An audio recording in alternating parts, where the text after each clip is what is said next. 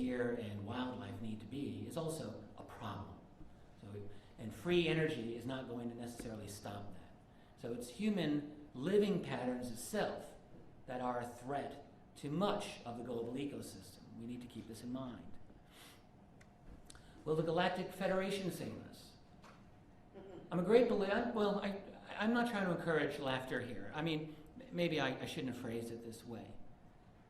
I don't know all of the dimensions of what's out there, but I will say this. I think fear and hope are both enemies to us. Everyone can see how fear is an enemy. But hope is an enemy if you use it as just wishful thinking. I hope everything's going to be great. Because what that does is it takes you out of the situation you're in. And what we need to be in right now is this situation, as alert and awake as we can be. Not hoping, not wishing. We have to see things as they are. And to expect that we're going to be bailed out is not really the most mature position, if you really think about it. If you're raising a child who's creating all kinds of problems and you bail out that child over and over again, are you helping them? We have to bail ourselves out. And maybe that's how they're looking at us. Can't keep helping humanity like this. They're going to fix their problems. We have to fix our problems. Will we ascend into the next level of consciousness, maybe after December 21st, 2012? Well, I see radical changes happening, and it could be 2012. I mean, it really could.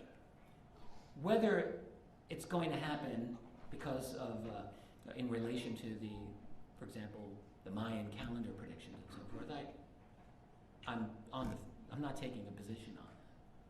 And I'm not, in that sense, a 2012er, I guess I would say. But I think that we're moving into a new era.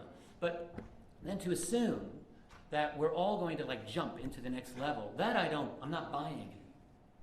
Consciousness is work. You don't just get it. It's not like drugs. All right, you want a new state of reality, I guess you could drop acid, but if you really want higher consciousness, it's effort.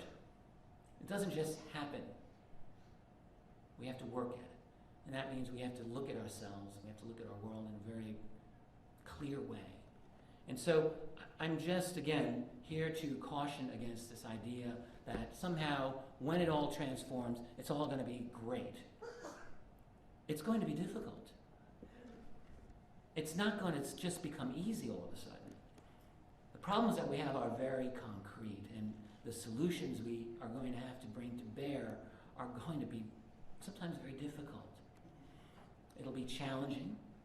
It will be fascinating. It might be the most wild ride we can possibly imagine, and we might not want to trade it for anything, but it won't necessarily be easy. And we have to be prepared, and we have to be strong, we have to be brave, fearless. I think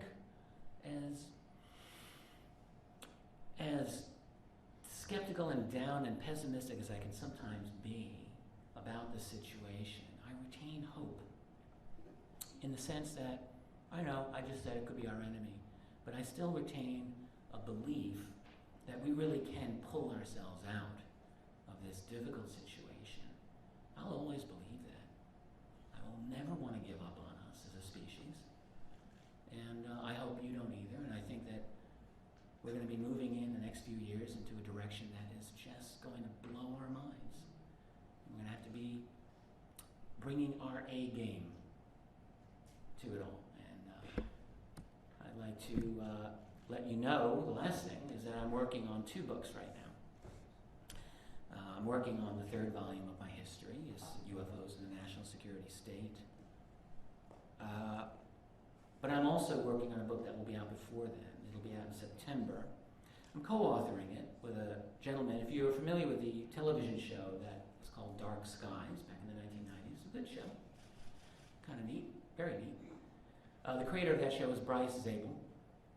And Bryce and I have become very good friends, and we are collaborating right now on a book which we are calling AD, After Disclosure. I think our subtitle is Life After Contact. And we've got a lot of it written, and much of that book is our attempt to understand the world as it may be in the aftermath of whatever revelations of disclosure that there may be. How will it change our world?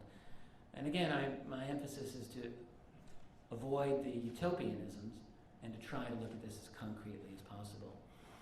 We've decided that we're going to try to get this book out on midnight of September 23rd to 2010, and the reason is that it's two anniversaries. The anniversary of the Nathan Twining memo of 1947 that I mentioned earlier, and the memo of the Truman MJ-12 memo of September 24th, 1947.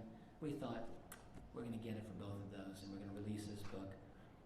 I think it's going to be a great book. I'm really liking the way it's turning out. The third volume of my history, UFOs in the National Security State, is still working, still coming, and it will be out in a couple of years now. So that'll be there too. I'd like to thank you for your time. This has been a pleasure being here. Thank you.